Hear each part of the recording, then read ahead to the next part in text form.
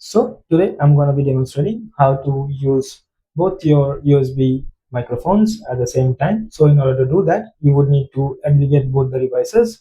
So in Mac, it's quite easy to replicate it through sound settings. But in Windows, in order to do that, you would need a specific plugin or software to do that. So today I'm going to be demonstrating on Windows, and I will be doing it through this VoiceMeeter plugin, which is readily available on the internet.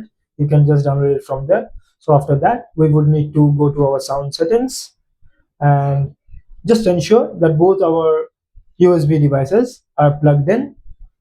So after doing that, we would just select the input as as whatever the microphone I'm using. So in this case, it would be MC28 as input 1 and input 2 as YM USB device.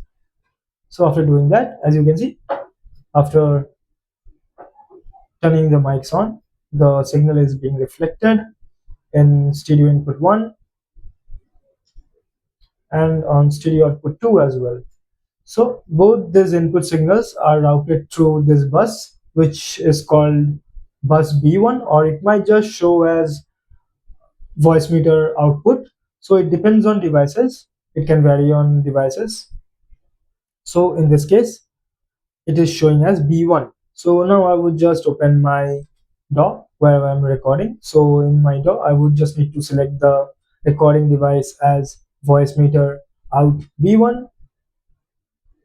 So after selecting that, you would be able to see both the signals from the microphone is being reflected as one. So if I just turn this mic off, you can see the signal from the second unit is being reflected. And if I just switch it off, then no signal is being reflected. As you can see, both the mics are working at the same time. And this is how you aggregate a device.